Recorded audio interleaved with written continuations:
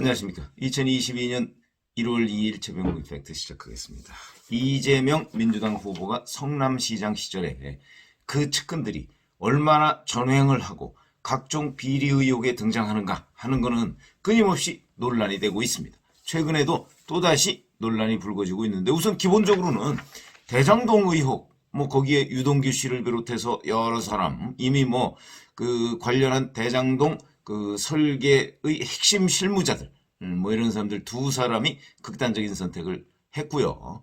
그 다음에 유동규 씨는 지금 구속돼 있고, 그 다음에 그 외에도 과연 초과이익 환수조항 삭제나 아니면 김만배 씨 등 화천대유 천화동인 그 관계자들이 그 택지를 수의계약으로 가져가서 대박을 터뜨렸는데, 그게 과연 불법이냐?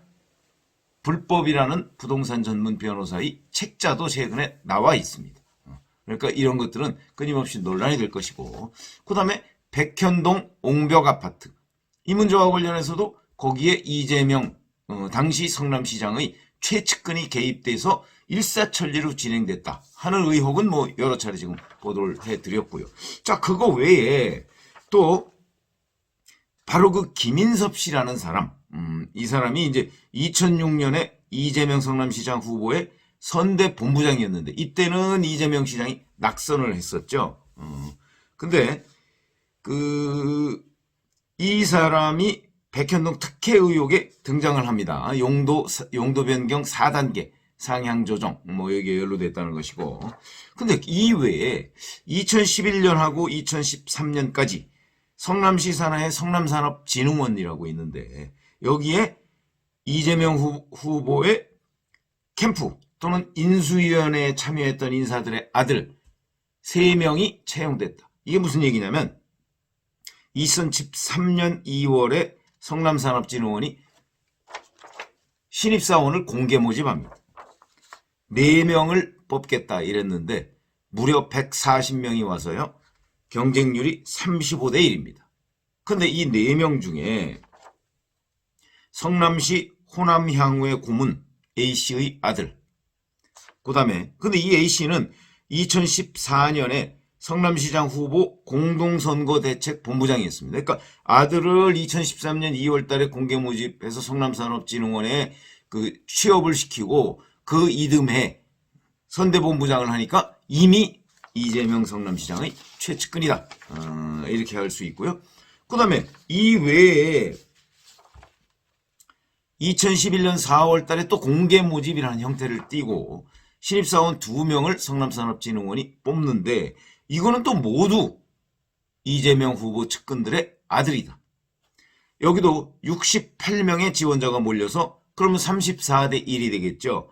정말 낙타가 바늘구멍 들어가는 정도의 그런 치열한 경쟁인데, 형태는 공개 모집 형태를 띠고 있는데, 자, 이 중에 최종 합격된 사람을 봤더니 바로 백현동 옹벽 아파트에 등장하는 그 김인섭 씨의 아들이더라. 또 한 사람은 2010년에 이재명 성남시장 인수위원으로 활동했던 그 최모 씨라는 사람의 아들이더라. 두 사람이 다 그렇습니다. 희한한 일이죠? 공개 모집인데. 그러니까 공개 모집인데 어떻게 이렇게 전부 이재명 후보 주변 측근들 자식들이 다 거기에 합격했느냐? 이재명 후보 측근들은 다 공부를 잘하나? 내지는 시험을 잘 보는가? 이게 우연일까?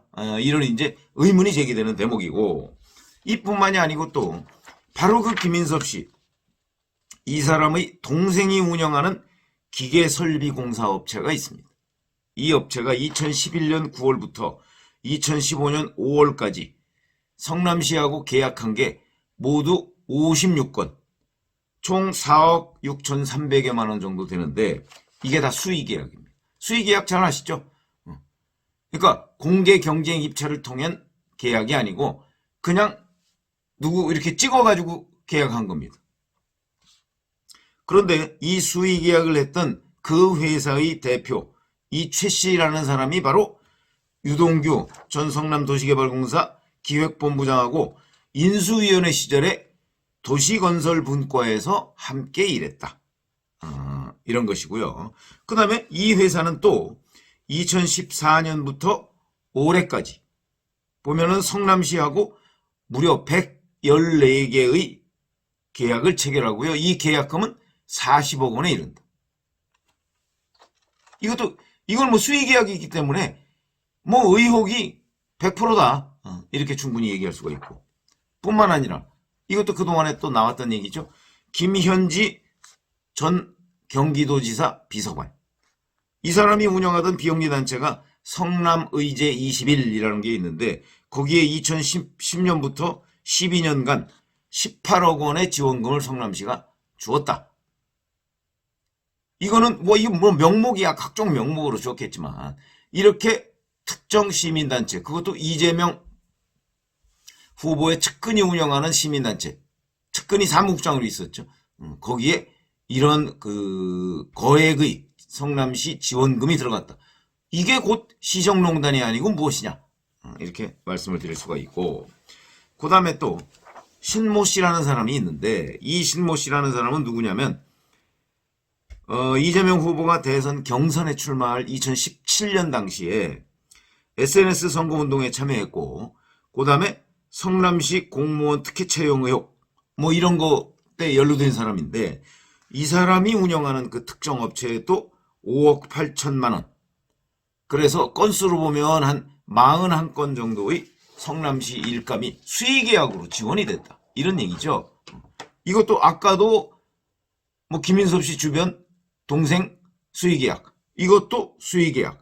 수의계약이라는 거는 제가 말씀드렸죠. 임의로 특정 업체를 찍어서 계약을 하는 것이기 때문에 거기에 각종 의혹이 생길 수밖에 없고, 웬만하면 이런 시청이나 군청이나 이런 데에서 계약하는 거는 공개 경쟁 입찰을 하도록 되어 있습니다. 그런데 그게 2천만 원인가요? 그 정도 이하면은 수의 계약이 가능하도록 되어 있거든요. 그러니까 이게 이제 쪼개기 같은 걸 통해서 특정 업체를, 그러니까 이재명 당시 성남시장의 측근들이 운영하거나 관여하는 그런 업체들로 쪼개기 수의 계약을 한 것 아니냐, 이런 부분도 충분히 의혹의 대상이 될 수 있는 거고요. 그러니까 이렇게 건수가 많은 겁니다. 액수에 비해서 건수가 많은 거죠. 그 수의 계약의 요건을 억지로 채우기 위해서 쪼개기를 했을 가능성이 있다. 이렇게 볼 수 있고요. 그 다음에 2014년부터 2017년까지 성남시하고 그 산하기관이 또 L사, M사 여기에다가 최소 41건 5억 8천만 원 규모의 용역을 수의계약했다. 근데 이 L사도 아까 얘기하는 거 바로 신모 씨라는 사람, M사는 허모 씨, 이렇게 대표자가 되어 있는데 주소지를 살펴봤더니 두 개가 똑같다. 그럼 역시 L사와 M사 이 똑같은 회사가 다 신모 씨 소유 아니냐.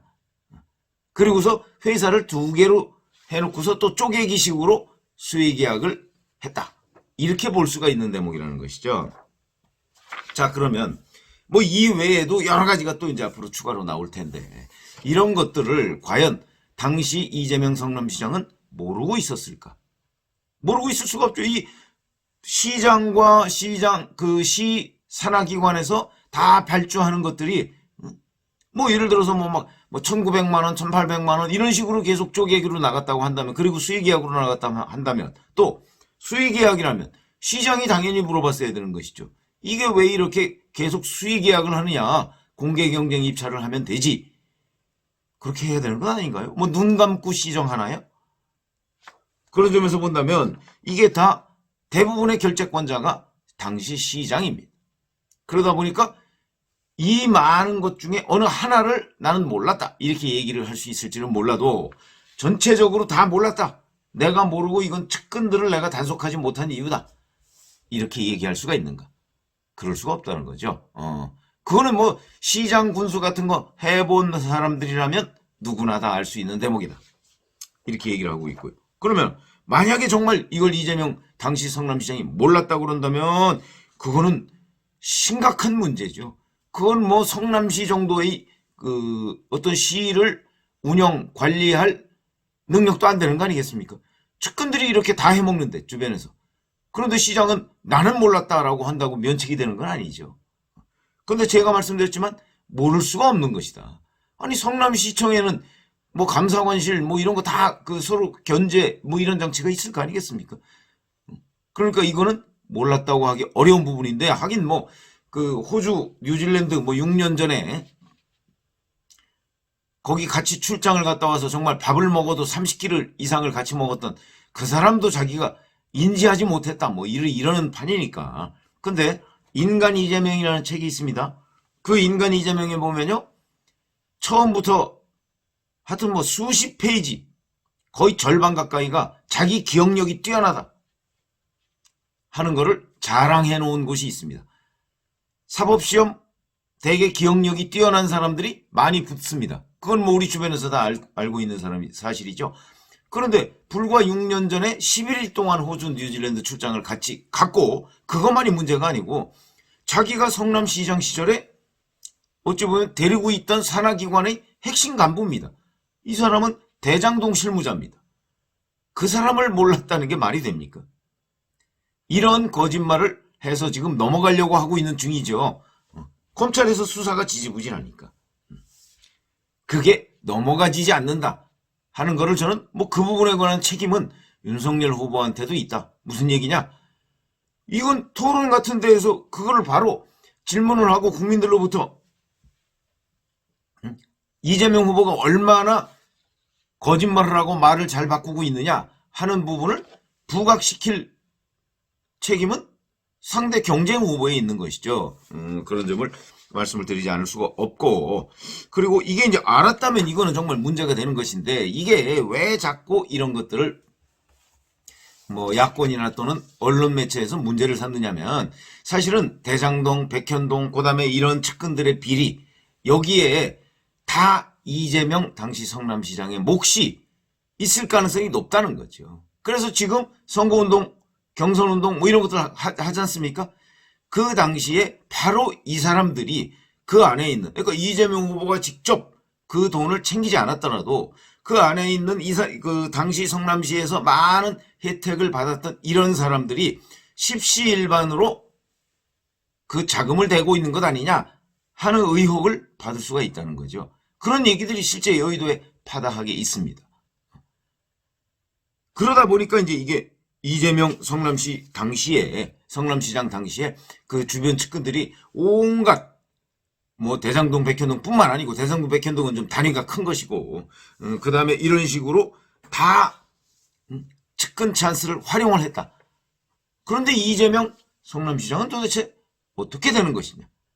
이 정도 규모가 된다면 그 전체적인 성남시 전체적인 규모를 보면 정말 시정을 측근들이 다 좌지우지하고 거기서 뭐 떡고물 정도가 아니고 떡을 다 나눠 먹었다. 그런데 시장이라는 사람은 도대체 뭐 하고 있었는가 하는 부분에 대한 문제 지적이 있어야 된다는 것이죠. 그것이 지금 속속 드러나고 있습니다. 근데 이 부분에 관해서 누가 본격적으로 문제 제기를 하지 않으니까 지금 이재명 후보는 그냥 얼버무리고 넘어가거나 그거는 뭐 아마 또 이렇게 몰리면 잘 몰랐다 이러고 있을 겁니다. 아들이 남이다 뭐 이렇게까지 얘기하는 사람이니까 뭐 그런 정도라면, 글쎄요, 아들이 남이라는 거 가지고 그 윤석열 후보하고 토론을 하면 뭐 윤석열 후보는 뭐 아들 딸이 없으니까 뭐 그럴지 몰라도, 글쎄요, 그거에 대해서 국민들을 납득시킬 수 있을까요 과연? 뭐 이런 의문이 듭니다. 그래서 오늘은 지금까지 나온 이재명 성남시장 당시의 그 성남시의 시정농단에 관해서 말씀을 드렸습니다. 고맙습니다.